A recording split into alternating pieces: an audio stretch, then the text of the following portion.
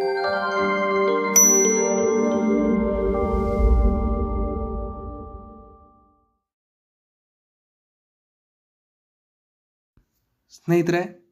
Crude oil ಅಂದರೆ ತುಂಬ ಜನ ಒಂದು ಕಲ್ಪನೆ ಇಟ್ಕೊಂಡಿರ್ತಾರೆ, ಅದರಿಂದ ಕೇವಲ ಪೆಟ್ರೋಲ್ ಅಥವಾ ಡೀಸೆಲ್ ಮಾತ್ರ ಎಕ್ಸ್ಟ್ರಾಕ್ಟ್ ಮಾಡೋದಕ್ಕೆ ಆಗುತ್ತೆ ಅಂತ.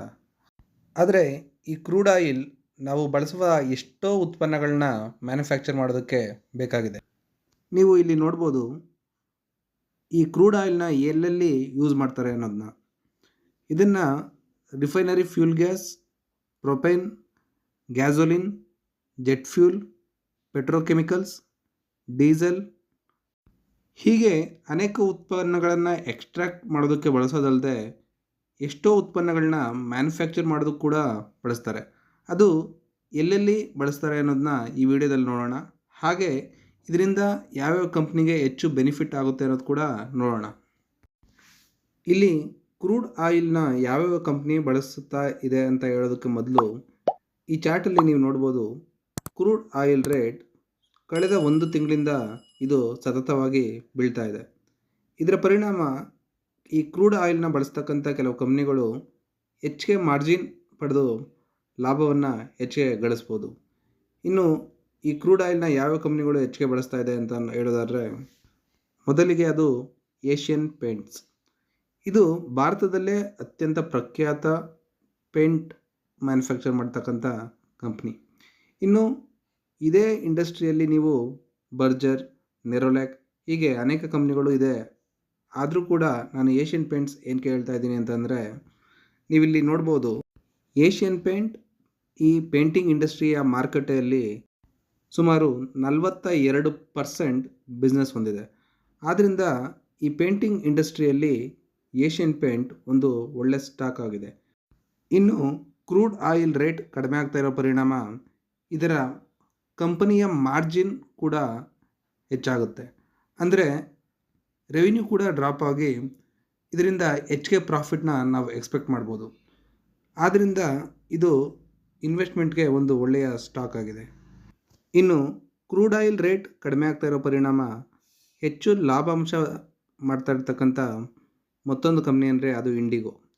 ಇಲ್ಲಿ ಏರ್ಲೈನ್ಸ್ ಇಂಡಸ್ಟ್ರಿ ಬಂದರೆ ಅವ್ರಿಗೆ ಮುಖ್ಯವಾಗಿ ಖರ್ಚಾಗೋದು ಫ್ಯೂಯಲ್.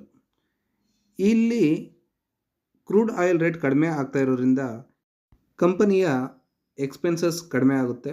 ಹಾಗೆ ಇದರ ಇಂಪ್ಯಾಕ್ಟ್ ಮಾರ್ಜಿನ್ ಹೆಚ್ಚಾಗಿ ಕಂಪನಿಯ ಪ್ರಾಫಿಟ್ ಕೂಡ ಹೆಚ್ಚಾಗುತ್ತೆ.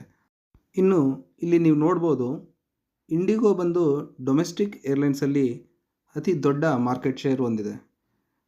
ಇಲ್ಲಿ ಅದರ ಪೈಪೋಟಿಗೆ ಇಂಡಿಗೋ ಜೊತೆ Akasa Air, SpiceJet, Air India, Vistara, AirAsia ಇದ್ರೂ ಕೂಡ ಇಂಡಿಗೋದ ಬಿಸ್ನೆಸ್ ಶೇರ್ 63.4% ಇದೆ.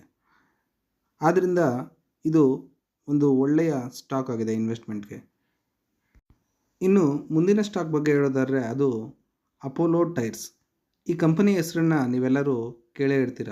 ಇದು ಟೈರ್ ಮ್ಯಾನುಫ್ಯಾಕ್ಚರಿಂಗ್ ಮಾಡ್ತಕ್ಕಂಥ ದೊಡ್ಡ ಕಂಪನಿಯಾಗಿದೆ ಭಾರತದಲ್ಲಿ. ಇನ್ನು ಟೈರ್ ಮ್ಯಾನುಫ್ಯಾಕ್ಚರ್ ಮಾಡ್ತಕ್ಕಂಥ ರಬ್ಬರ್ನ ಪ್ರೊಡ್ಯೂಸ್ ಮಾಡೋದಕ್ಕೆ ಈ ಕ್ರೂಡ್ ಆಯಿಲ್ ಅತ್ಯವಶ್ಯಕ. ಈ ಕ್ರೂಡ್ ಆಯಿಲ್ ರೇಟ್ ಕಡಿಮೆ ಇರೋದ್ರಿಂದ ಕಂಪನಿಗೆ ಮೆಟೀರಿಯಲ್ ಕಾಸ್ಟ್ ಕಡಿಮೆ ಆಗುತ್ತೆ. ಹಾಗೆ ಇದರಿಂದ ಕಂಪನಿ ಹೆಚ್ಚು ಪ್ರಾಫಿಟ್ ಮಾಡ್ತಕ್ಕಂಥ ಸಾಧ್ಯತೆ ಇದೆ. ಇನ್ನು ಅಪೋಲೋ ಟೈರ್ನ ಮಾರ್ಕೆಟ್ ಶೇರ್ ಬಗ್ಗೆ ಹೇಳೋದಾದರೆ ಇದು ಭಾರತದಲ್ಲಿ 35% ಬಿಸ್ನೆಸ್ ಹೊಂದಿದೆ. ಆದ್ದರಿಂದ ಇದು ಇನ್ವೆಸ್ಟ್ಮೆಂಟ್ ಮಾಡೋದಕ್ಕೆ ಒಂದು ಒಳ್ಳೆಯ ಸ್ಟಾಕ್ ಆಗಿದೆ. ನಮ್ಮ ಕೊನೆಯ ಸ್ಟಾಕ್ ಬಗ್ಗೆ ಹೇಳೋದಾದರೆ ಸುಪ್ರೀಂ ಇಂಡಸ್ಟ್ರೀಸ್. ಇದು ಹಾರ್ಡ್ ಪ್ಲಾಸ್ಟಿಕ್ ಮೆಟೀರಿಯಲ್ಸ್ ಉತ್ಪನ್ನಗಳಾದ ಪೈಪ್, ಟ್ಯಾಂಕರ್ ಹೀಗೆ ಅನೇಕ ಉತ್ಪನ್ನಗಳನ್ನ ಮಾಡುತ್ತೆ. ಹಾಗೆ ಇದು ಈ ಸೆಕ್ಟರ್ನಲ್ಲಿ ಒಂದು ಒಳ್ಳೆಯ ಶೇರ್ ಕೂಡ ಹೊಂದಿದೆ. ಈ ಪ್ಲಾಸ್ಟಿಕ್ ಉತ್ಪನ್ನನ ಮಾಡೋದಕ್ಕೆ ಕೂಡ ಕ್ರೂಡ್ ಆಯಿಲ್ ಬೇಕೇ ಬೇಕು. ಇನ್ನು ಸದ್ಯದ ಸಂದರ್ಭದಲ್ಲಿ ಈ ಕ್ರೂಡ್ ಆಯಿಲ್ ರೇಟ್ ಕಡಿಮೆ ಆಗ್ತಾ ಇರೋದ್ರಿಂದ ಈ ಕಂಪನಿಗಳಲ್ಲಿ ಇನ್ವೆಸ್ಟ್ಮೆಂಟ್ ಮಾಡೋದ್ರ ಮೂಲಕ ನೀವು ಹೆಚ್ಚು ಪ್ರಾಫಿಟ್ನ ಅರ್ನ್ ಮಾಡ್ಬೋದು. ಇನ್ನು ನೀವು ಫ್ರೀಯಾಗಿ ಡಿಮ್ಯಾಟ್ ಅಕೌಂಟ್ ಓಪನ್ ಮಾಡಿ ಈ ಕಂಪ್ನಿಗಳಲ್ಲಿ ಇನ್ವೆಸ್ಟ್ಮೆಂಟ್ ಮಾಡೋದಾದರೆ ಡಿಸ್ಕ್ರಿಪ್ಷನಲ್ಲಿ ಲಿಂಕ್ ಇದೆ, ಆ ಲಿಂಕ್ನ ಕ್ಲಿಕ್ ಮಾಡೋದ್ರ ಮೂಲಕ ನೀವು ಉಚಿತವಾಗಿ ಡಿಮ್ಯಾಟ್ ಅಕೌಂಟ್ ಓಪನ್ ಮಾಡ್ಕೋಬೋದು. ಸ್ನೇಹಿತರೆ, ಹಾಗೆ ಈ ವಿಡಿಯೋ ನಿಮಗೆ ಇಷ್ಟ ಆಗಿದರೆ ದಯವಿಟ್ಟು ಚಾನಲ್ ಸಬ್ಸ್ಕ್ರೈಬ್ ಮಾಡಿ, ಹಾಗೆ ವಿಡಿಯೋನ ಬೇರೆಯವ್ರಿಗೆ ಶೇರ್ ಮಾಡಿ. ಧನ್ಯವಾದಗಳು.